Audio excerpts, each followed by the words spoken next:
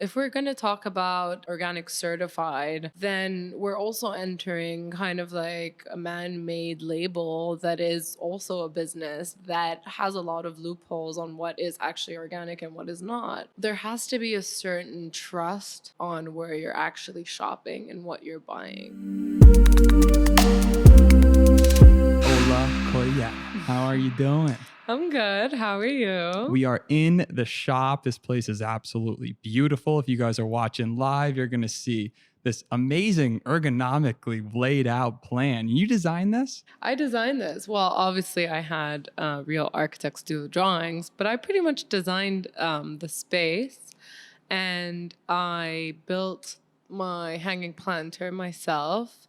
And it was very nice. It was a very nice experience to, really, the space was empty. I was the first tenant, so I really was able to do it the way I wanted to. It's cool because when I walk in here, I see this upside down jungle forest going on. And it's like right away, I'm like, damn. I'm speaking to the person that put this thing together. And I'm like, where did you get this idea from? Are you just pounding Pinterest? And you mentioned that this guy who did another great job, you asked him how to get it set up and what happened? Yeah, I mean, he was supposed to do it for us, but then he kind of got into an argument with the GC, and he had already showed me where to get the plants, which is the main thing. So I just did it myself. I collected 2 or 3 friends, and we spent all of Saturday and half of Sunday upside down on a scaffolding building the planter. And you put it together and and that's something that I really admire about you is you're Miss DIY, you're Miss put things together, you're starting things from scratch, and you're doing something kind of epic, right? If anyone likes ice cream, raise their hand. And you're redefining ice cream. I'm redefining ice cream. And then you build this whole store, right? First of all, it's so rare for someone to actually commit to putting together a store, to putting together. And right before I came here, today's your day off, which is why we're shooting it in the ice cream shop. 3 girls came in and they were so disappointed that it was closed. And I was like, Maybe it's time to open 7 days a week. can be burning out. But bring us back. So you're currently working on this huge project.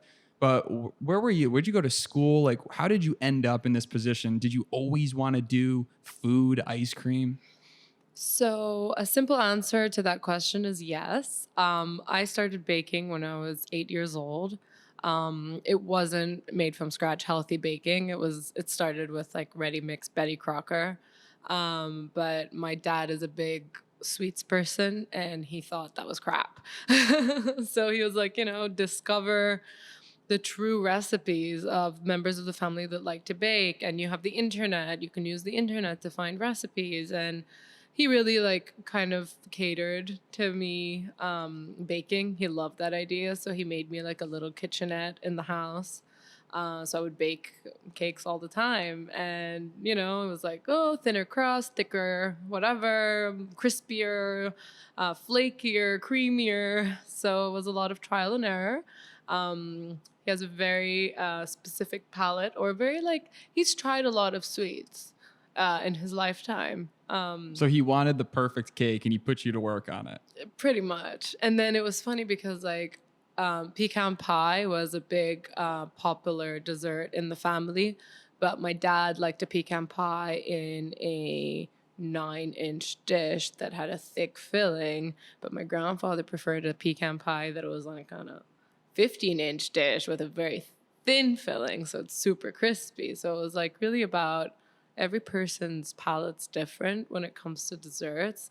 So, just learning that. And then when I graduated school, I wanted to go to culinary school.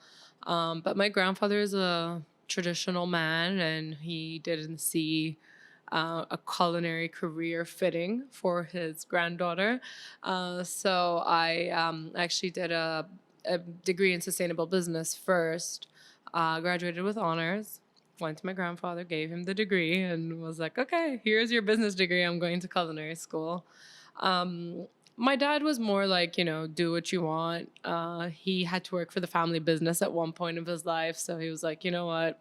It's your life. You're going to be working in it. So do what makes you, what makes you happy.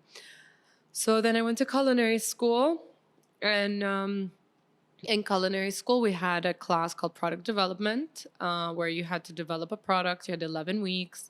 We had the farmers market in school to test out the results and to get feedback and to correct it. What's even the process of getting into culinary school? Like, what do they look for?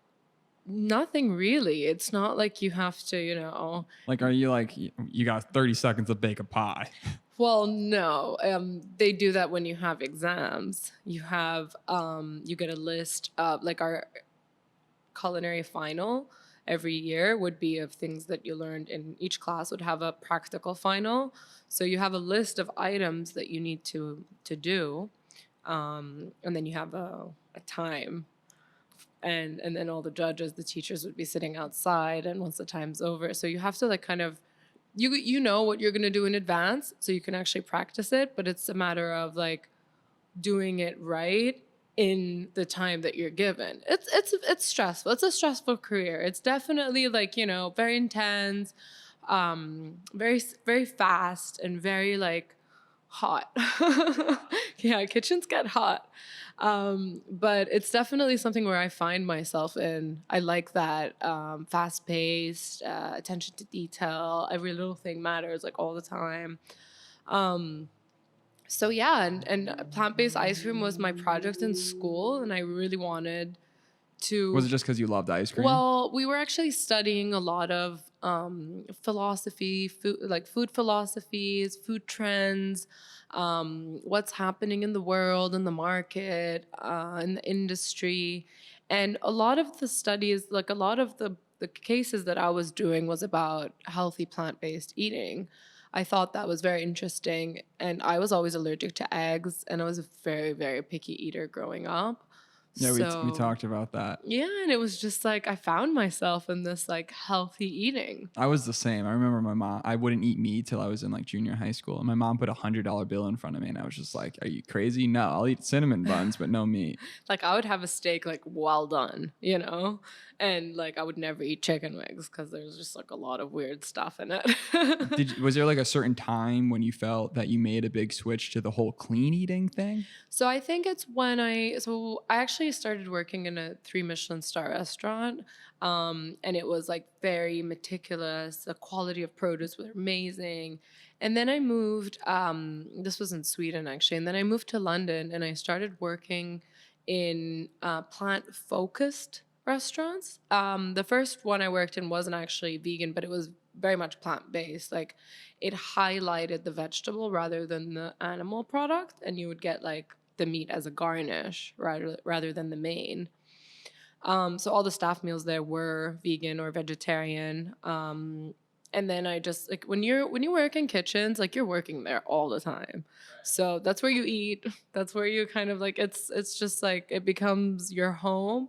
And I just started eating vegan because I was there and I was allergic to eggs. So it was really like that was the protein that we would have. In the non-vegan world, everyone uses eggs for most things. Well, yeah, and it's kind of like an easy binder, It does all the job for you. Um so yeah, I just started eating more plant-based, and I would not buy any animal produce at home either, and it just kind of like switched, and it wasn't intentional. It just kind of You didn't happened. feel it, your body wasn't craving it, or do you feel? I felt great, actually. I felt, well, my skin was better, my energy levels were better. There was no such thing as a food coma, which is huge, how you eat a big meal and you're like, oh, I need to take a nap. When it's vegan, you don't really get that. You don't feel that. I mean, if you're eating processed, horrible stuff, then you might, but I'm more about the clean eating, the plant based than the vegan. I try to actually stay away from the word vegan. Something you told me is that you should spend a lot of money on your food. Food's important. I think the ultimate luxury is the quality of your food and water And and water air. and air, carbonated water occasionally. Carbonated water occasionally. If it's not sweet, it's not the worst. But filtered water and the quality of what you consume has a much bigger impact than anybody really puts thought in, Like you don't really think about what is in this burger that I'm eating from McDonald's, you know? Maybe now you are because of all these shows on Netflix, like What the Health and like Cowspiracy and all of that. People are starting to think like, oh, um, maybe this is not good for me, you know? We as a generation were grown up on all of the crappiest of the crap. We're talking high fructose corn syrup by the dumpster. And a lot of that's just because like our parents' generation didn't know. There wasn't studies done. They didn't have any better understanding. Milk used to be called like the greatest thing ever for your bones. And Honestly, I don't know if they didn't know or if they knew and didn't care. Because the way I see it, okay, and I'm not like trying to hate on America, but like I never lived here long term until very recently, and there was a whole aisle of sweets in the soup in the pharmacy. Why is there why is there like two whole aisles of candy and chocolate and chips in a pharmacy where you're supposed to buy like medicine? good point. I don't get it. Vitamin C sachets have sugar in it. How does it differ to from where you spent most of the So time? I grew up mostly in Switzerland, and in a way, I kind of feel like I grew up in a bubble because I kind of thought like the world is like Switzerland. Little did I know. It's probably a bit naive of me to say that, but you know, you have cows roaming around. Everything is natural. They voted no GMO in any of their farming, and you know, everything was seasonal. You don't have all the produce in the supermarket all year round. You know, when it's summer, you get these summer fruits. When it's winter, there's almost no fruits. And, you know, it's just kind of like you adapt to the season and local produce, seasonal produce. I think it's just we became so greedy as a population that we want everything all the time. We want to eat sushi in Brazil and like have hamburgers in, I don't know, in India, you know? Like, why? I definitely find it takes away from the epicness of eating good food when you get to have it all the time. 100%. And when you get used to eating organic, natural, seasonal produce, when you eat the GMO stuff, you feel it. You know, it's like if you ever have, I mean, I can't eat apples that are not organic. Like, I feel like it's a spongy, foamy, weird, flavorless substance that I'm eating. But, you know, How much do you believe the organic versus unorganic, and how much of it is just kind of well, that's also another thing. If we're going to talk about organic certified, then we're also entering kind of like a man-made label that is also a business that has a lot of loopholes on what is actually organic and what is not. So there has to be a certain trust on where you're actually shopping and what you're buying. do you feel that exists today on a big scale? In a big scale, no. I think even supermarkets relabel stuff and open packages and put stuff to make it feel fresh and organic, but actually it's not. So,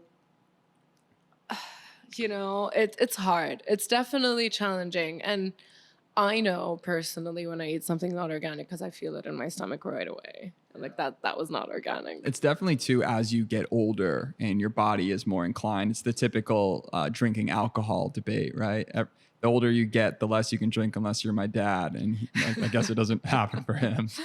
Yeah, I mean, like, eventually, like, our bodies are such amazing outlets of, like, they have so many features. It has so many features and it does so many things. And, like, one thing that it really does well is adapting. So when you eat crap all the time, it actually gets used to that. It's not necessarily going to be good for you in the long term, but it gets used to eating it so you don't actually get a stomach ache when you eat a whole bag of chips or a whole bar of chocolate. And then when you eat like beans or lentils or cauliflower, you're like, oh, I feel gassy. I'm like, well, you're eating the wrong stuff. Your stomach is not used to eating this like healthy, clean stuff. Yeah, you got to kind of tiptoe your way to kind of give it a little bit. And over time, you can become more resistant to it. I found that with my situation with SIBO because I had to sort of essentially like rebuild my gut microbiome when I did the elemental diet. And I found things like broccoli and cauliflower just don't agree with my stomach whatsoever. But I think that if people don't have a clean slate, it's really hard to even figure out what it is that their body, which is unique, can and cannot handle. Yeah, for sure. And I mean, like, even if you're not eating plant-based, at least make sure what you're eating is organic, free range, natural, um, and don't really let the labels fool you. It's a little bit more work than that. What are your thoughts on carbs? What are my thoughts on carbs? Well, that's a complex question. I think there are natural sources of carbs that are okay, like carbs that you have in beans and potatoes and legumes, and some vegetables. I have an issue with white processed flour. So anything that is processed and white and refined, then I would avoid that. I would eat like whole.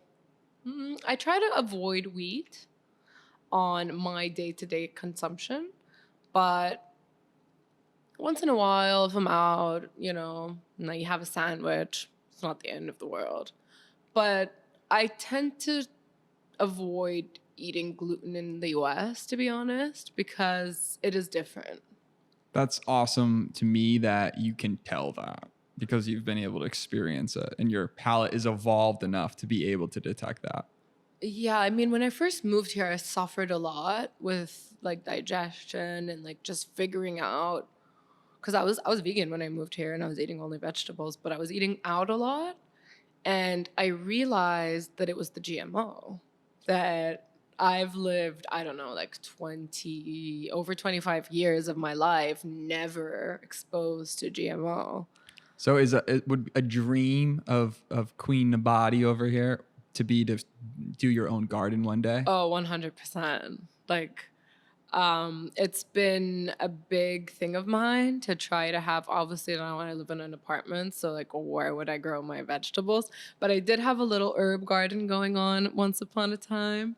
I think if you control the food you eat, you can guarantee the cleanliness of it. So you don't get into the whole labeling, if it's true or not, or, you know.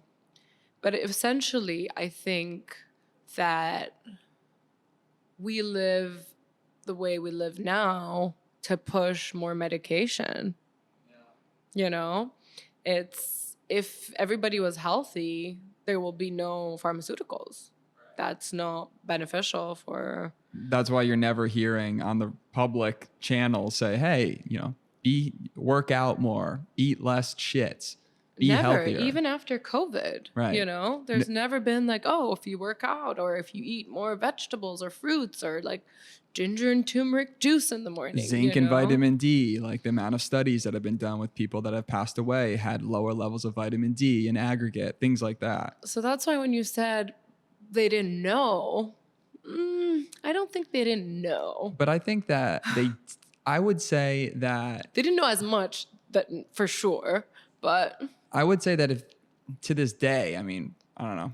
My mom and dad listen to all my podcasts, so they're going to hear this. But to this day, even though because of how they were raised, they'll buy the non-organic thing and they're fine, and you can't tell them they're fine, right?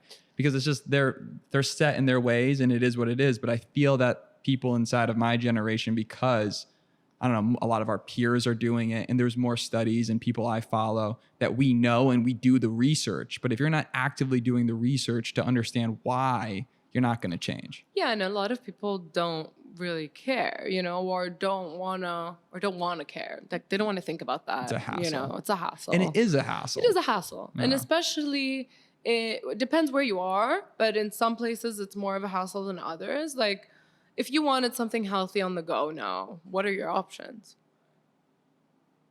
A McMuffin? You know what I mean? Like so it's definitely complicated, but when I hear the older generation saying that, we've been consuming the way we've been consuming throughout our life for 50, 60 years and we're fine, the answer to me really is the quality of what you're eating the same as what it was 50 years ago? Definitely not. The meat you were eating 50 years ago is not the same as what we're eating right now, for sure. Um, we're the population of the planet is a lot, and we want to feed the masses, you know? We want to feed 8 billion people everything all the time, everywhere in the world. So when you start producing for the masses, the quality decreases no matter what you do. And a big thing that people, there's a lot of vegan products today that say gluten-free vegan. A great one is the Beyond Burger or the Impossible Burger. Truthfully, the Beyond Burger is fire. Like I really enjoy it. It's Is really it good. healthy though? But it's not. It's not. It's not. But then also, if you think about that as your, cheat meal that you have once in a while, that's defined once in a while. Once in a while is not once a week. It's not And once a maybe month. maybe it can be your gateway drug into healthier eating. Maybe.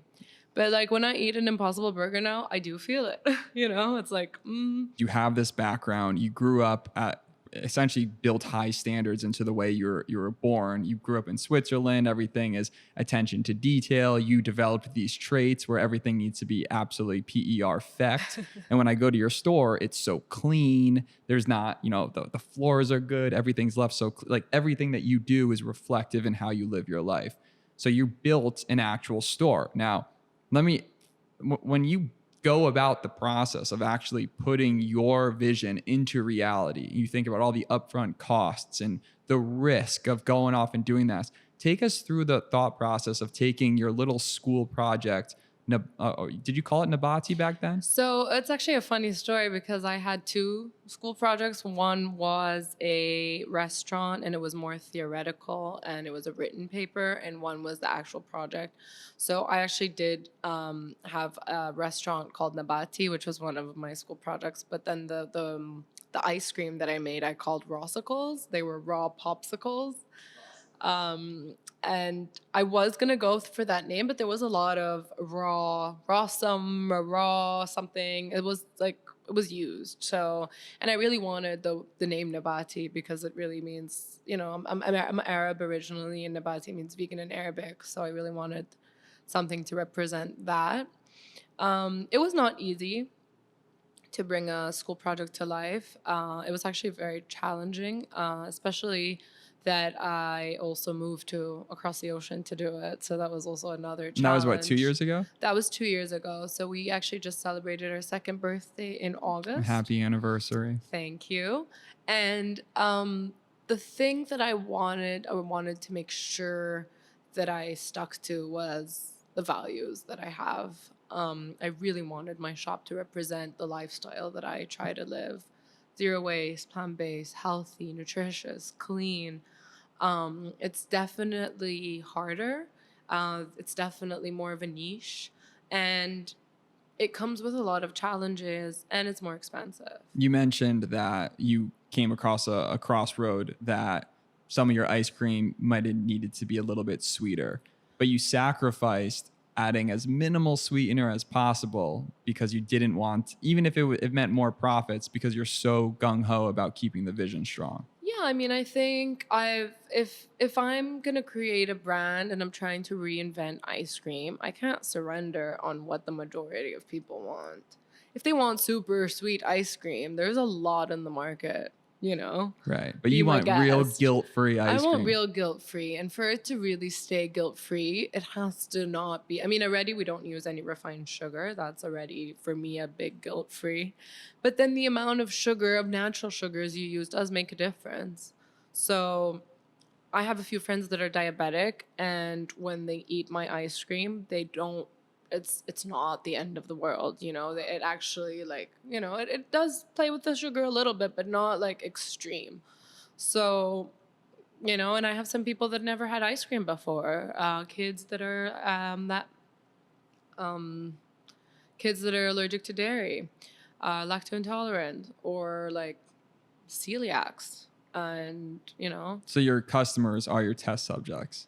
Kind of. and you're able to hear these stories and adjust and adopt. Kind of. But, there's also a certain point where you're like, okay, this is the limit. I'm not going any further. Because you're on the front lines, like you're working here, you have an awesome staff. You spoke so highly of them, and you're out here trying to perfect and improve, but at the same time get by and keep the storm going. I mean, you got a lot of things to think about on a day-to-day basis. How have you sort of figured out to process those things, maybe not get too overwhelmed and prioritize? So, that's a challenging one. I would say for me, I like to look at the bigger picture and take it day by day. So set a goal and then just work the day by day without getting into the details on how to achieve the goal. When I get too into the details on how I'm going to do stuff, I get really overwhelmed and I feel like it's too much. So I try to break it down. Um, a normal person can only do 5 tasks a day. So, just try to keep tasks at the minimum. Obviously, priorities arise. So you're not, sometimes you're just putting fires out instead of doing what you're supposed to do in the day. But then, look at the bigger picture and just kind of enjoy the process. You mentioned that when you first launched, you used, what was that book or the plan that you used? Was it the ocean theory? Oh, yeah, the blue ocean strategy.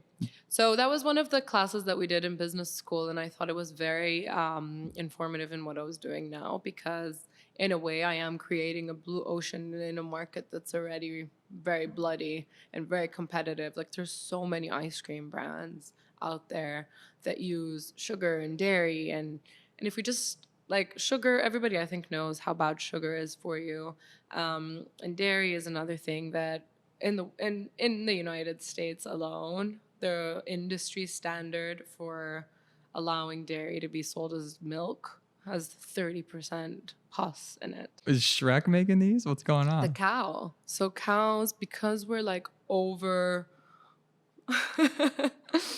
we're over milking them.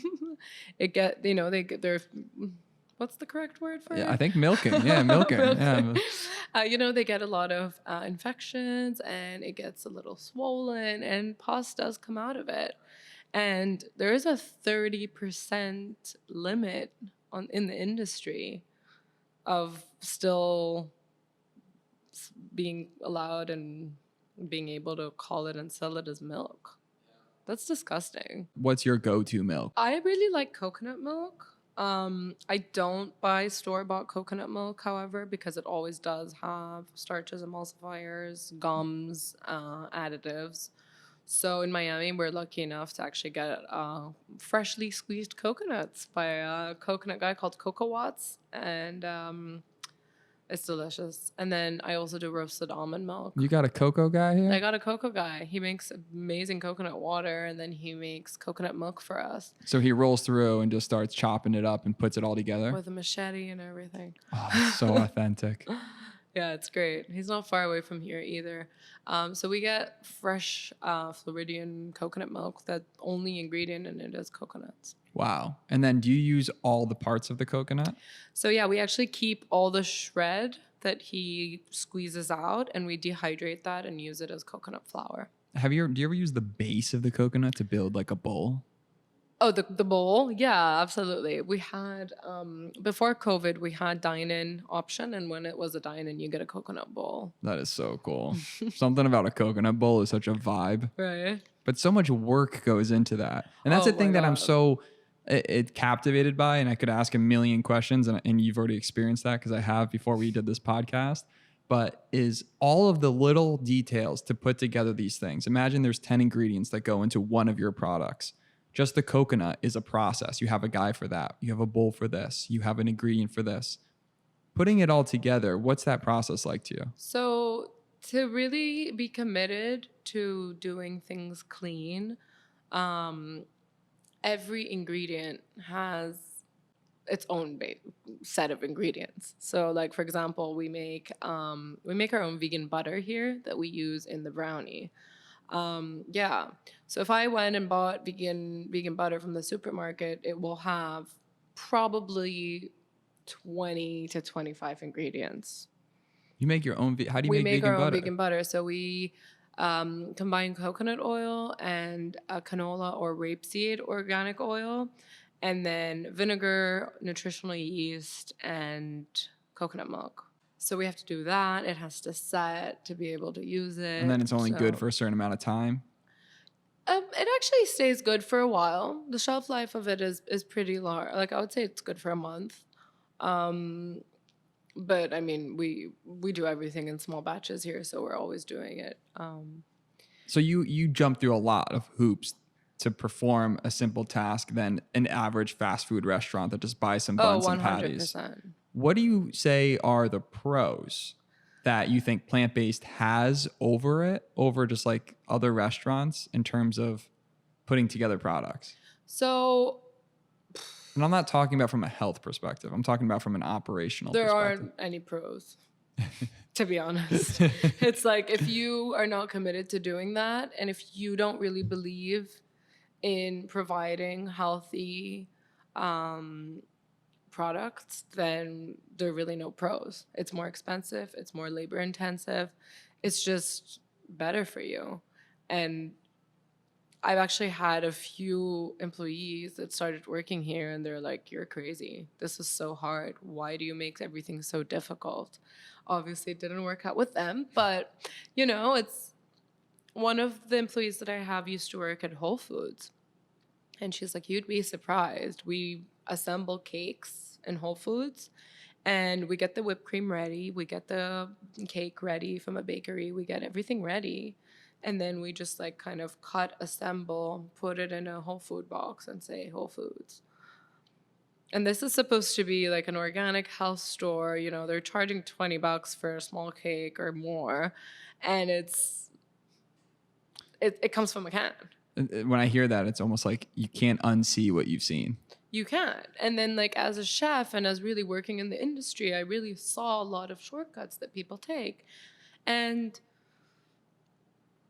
it's just like it's a commitment. Eating is one of the most amazing things about being alive, right? Like there's a couple things we do every day. We sleep for a third of the day. We eat 3 times a day, maybe 2 times if you're intermittent fasting, maybe 1 if you're just crushing it. But we're eating, and I don't think enough people take the time to learn to cook, right? Like simply learning to cook, I think needs to be a cardinal rule. Unless your parents got you super into it, and I'm grateful for my dad. I Shout think the out. school should definitely have a cooking 101. Like imagine you go to college and you're just how to cook eggs correctly, the vegan way, the gluten-free way, the smart way, how to make a smoothie. I mean, not stocking up on Kraft mac and cheese, I hope, or frozen pizza. Or ideologies or thought processes. I mean, that mission, I'm almost jealous of people such as you that have this plant-based mission to, and I don't know if I've met anyone close to your level of dedication with this type of stuff, but I'm jealous because there's always more people to help. There's always more knowledge to spread. I think the main thing is first we have to kind of reevaluate our connection to food, our emotional connection to food. Why are you eating? If you're like constantly on the run and just eating to eat, you're having a sandwich here, a burger there, fries here, like big Slurpees, free refills. It's like, why? Why are you eating? What is your emotional connection to food? And I think once we kind of shift the psychological connection to food, we can then really look into, okay, what I'm eating, putting this thing in my body. When you buy stuff from the supermarket and have it in your fridge for 2 weeks and it doesn't change, is that not like a question mark? Like, why is this still good? One thing I do wish is that seasonal food was more apparent, I guess you could say, because Whole Foods does the best job in terms of the public, right? But sometimes I do want to get seasonal food, and even sometimes even at farmers markets, they're not seasonal food. Yeah, that's another thing. Like, there's a lot of shortcuts. And unfortunately, the healthy, organic, natural route is so much more expensive. And a lot of people aren't willing to pay that price. Not yet, at least. But I really feel like we're definitely headed towards that. And I think COVID kind of also gave us a good push because a lot of people were stuck at home cooking things from scratch. I remember during COVID, I wanted to do something, I wanted to do a bread for somebody, and I couldn't find flour at all. I went to like 5 different supermarkets, Any type of flour or specific flour? any type of flour. There was no yeast either, like active yeast. So people just People were hoarded. just people were trying to do stuff at home, you know. And I think once you eliminate, well, a lot of restaurants were closed, a lot of fast food things were closed, so it's like kind of pushed people to eat healthier and to like cook more and to do stuff from scratch more, that they're now becoming more aware on the effect that has on their body. That's a good point. And now that we're working from home more as a nation and as a people all over because of COVID, we realize we have some more time because cooking takes a lot of time. Yeah, that is a true fact. And I try to like cook once a week for the whole week because I could just like crush a lot of like 4 or 5 dishes, and then I would like eat that throughout the week. I would maybe cook another time once or twice, but I try to get the bulk out one day. So I'm set. So when I'm tired or not in the mood, because it is time consuming, you have to prep everything, then you have to cook everything, and then you have to clean everything. Right. If you've been on your feet all day, you're like, yo, I ain't spending the next 2 hours to make. So there's a lot of tips and shortcuts that you can do for yourself, and also like freeze portions and put it ready, and like always have And you something. let people know these shortcuts on your Eco Mondays. I try to. We should do more cooking stuff, I think. You would run a badass cooking channel. So a lot of people have asked me to actually do some cooking lessons, like, you know, plant-based 101, some sauces, some tips. Sky, if you're listening to this, which I know you are, come fly down to Miami. Let's put together 5 to 10 episodes of Cooking with Nabati. That that'd will be blow great. up. Yeah. It's interesting how much like building a YouTube channel with a brand these days is so vital to getting free organic traffic. Yeah. You get 1 or 2 videos that blow. Maybe that's our next project. I think so. It seems like you've built the foundation. You've figured out a way to keep the lights on while serving a product that's healthy. Yeah, I mean, these last 2 years have been very, very challenging. 6 months after I opened, we went through the lockdown. When the lockdown happened, I lost all my employees. I kind of reevaluated the shop and everything we were doing. I did everything myself here. I had a friend helping me out. We did deliveries, we did pints, and we actually got a lot of support from the community the first couple of months of lockdown. After that, things started to get a little bit difficult. The unemployment really didn't help. And just like to be doing what I'm doing also requires a certain level of employees that actually care. That believe in it the way you do. That care and that believe, and they see the potential. And they see this as, you know, a nice place to work at, a place where, you know, growth and like I push people.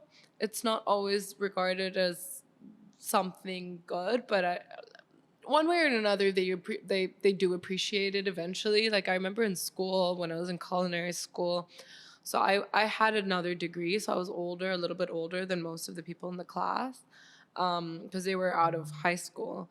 And, you know, I would push the students, and I mean, it just happens. Like I don't even do it on purpose. Like it's almost just like I always push myself to be better. Like it's a constant. So I tend to just like do it with others when I see that they can handle it. Yeah, if you see potential in people, you want them to achieve. And then they didn't really get it at the beginning, but then we went off on our internships, and internships, you know, they face real chefs and real kitchens and with real stress. And then after internship, they come up. I had a few people come up to me and they're like, "Thank you."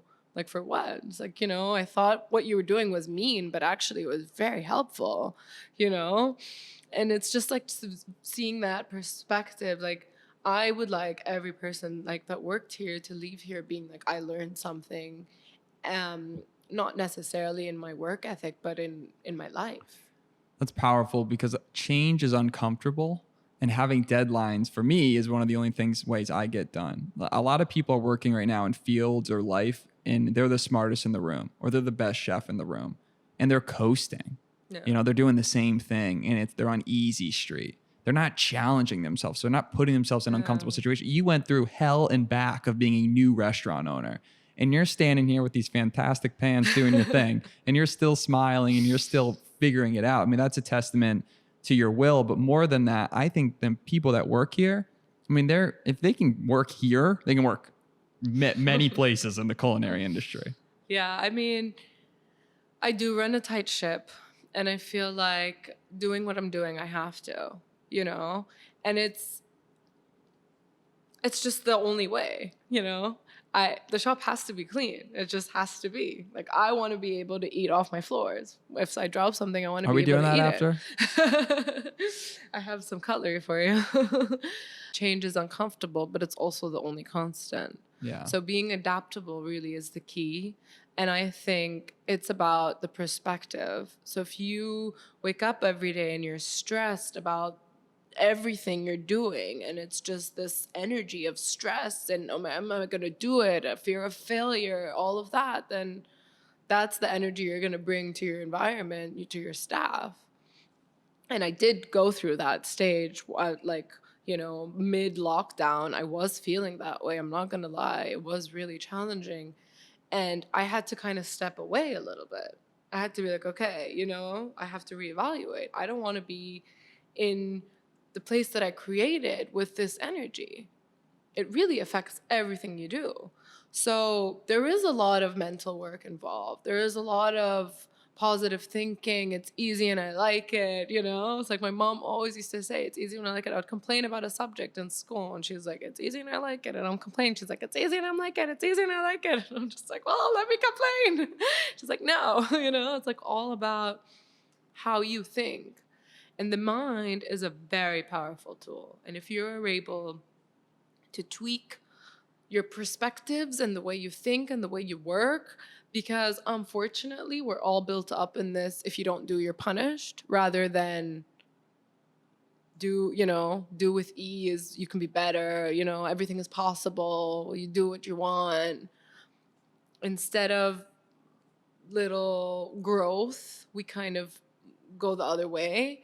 And as humans, unfortunately, we tend to connect over the negatives. We tend to connect over our trauma, over victimizing, over being like, oh, this happened to me, poor me. And like, it's easier to connect through that than, oh, I'm accomplished, I'm successful, like I can help you become that. It's more like, no, you know, that's kind of like, we're not really there yet as a society, like pushing people to be better, like, oh, stop being a victim. Just, if you don't like things about your life, put it in your hands and change it. The victim mentality will just destroy you. It will destroy you. And if you're trying to, you know, create something, especially something like this, that's like brings happiness and it's healthy for the body, it's good for the planet, you have to do it with like love and just positivity. There's no room for negative thinking. There's no room for the ifs and, you know, just go. Somebody once told me, if you're an overthinker, don't be. I was like, okay, like easier said than done. Where's the switch, you know? But it's true. And honestly, that was really great advice, that overthinking is not the best tool. Well, it's agonizing. We kind of torture ourselves with overthinking, because we also think that we're the center of the universe. But really, most people are selfish by nature. And I don't think that's a bad thing. I just think that we naturally think oh, my problems are so important. But the truth is that Ola's not thinking about, you know, what Ian ate for breakfast and how he's feeling. But actually she is, because she runs the shop. It's a terrible example, right? But you're not worried about, you know, my issues or what's going on. Everyone's issues are unique. And at some point, it takes confidence and courage to talk about your issues. Because if you don't talk about them, nothing's going to change. And that's why I think it's important to have friends or colleagues that you can bounce ideas off of, that not only support you, but also tell you when to step your shit up, right? Like, I want to hang out with badass entrepreneurs, friends, people in all stages of life, because the successful businessman with $50 million in life doesn't necessarily have happiness locked down. You know, my friend Lisa, who raises and rehabilitates cheetahs, I mean, she knows something about life that most people just don't know. That experience is amazing. So if you can tap into different people from different walks of life and creative cultures, I think that it defines your character, which is why traveling is so great, but also why I chose Miami as my home, because I think Miami has the most melting pot of culture. And just because I sway Latin America and I sway warmth in the country. Yeah. I mean, the people you surround yourself with are definitely have a huge impact on the way you are, the way you be, the way you function. Sometimes you're aware of it, and sadly enough, sometimes most of the time you're not. You're not even aware of it, and you're like, "Why am I like this?" Well, you're hanging out with a bunch of people that aren't doing anything with their lives.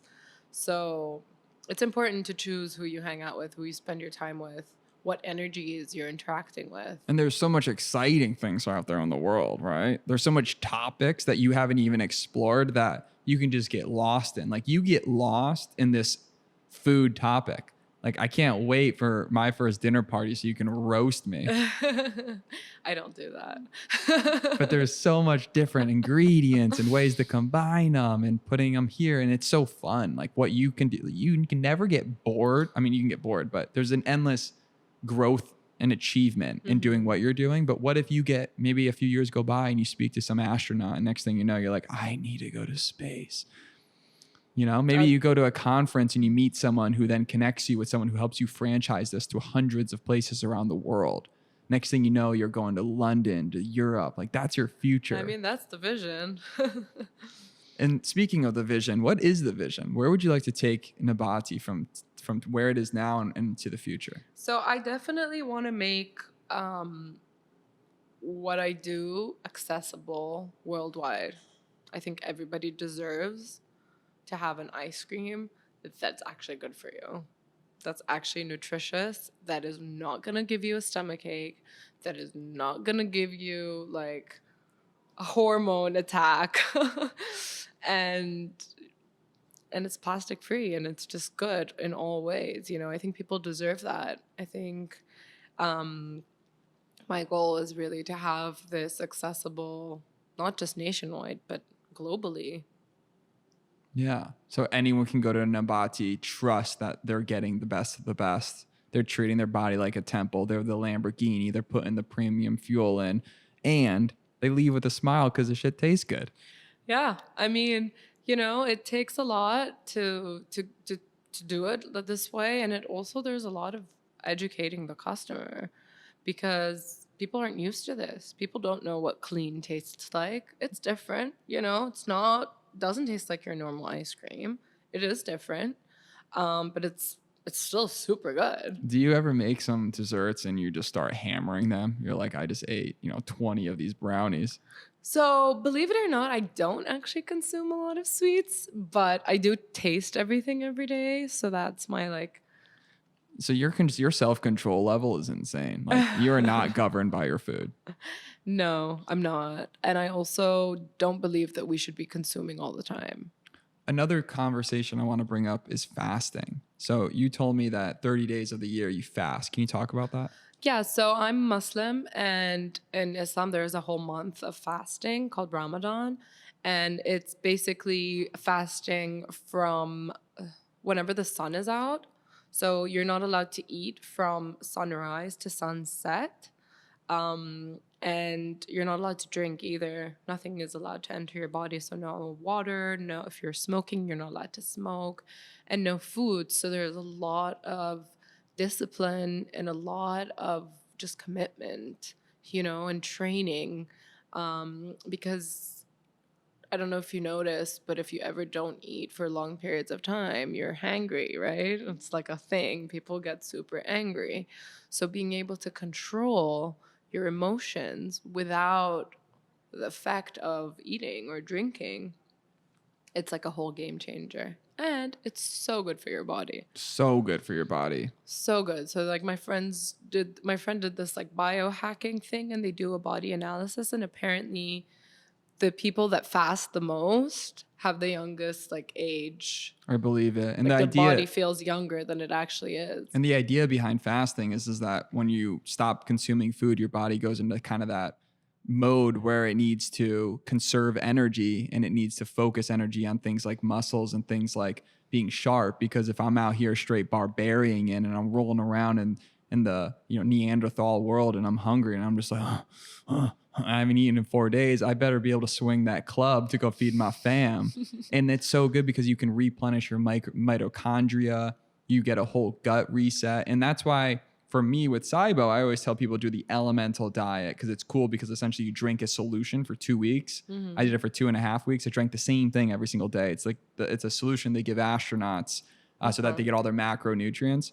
But you can achieve the same thing by fasting, and you can do water fasting for an extended period of time.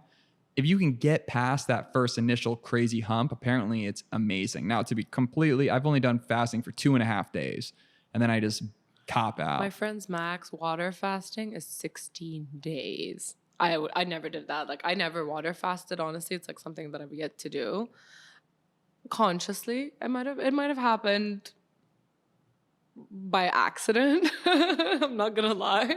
There's been very stressful days at work where I just like get home and it's midnight and I'm like, I had a coffee and water all day.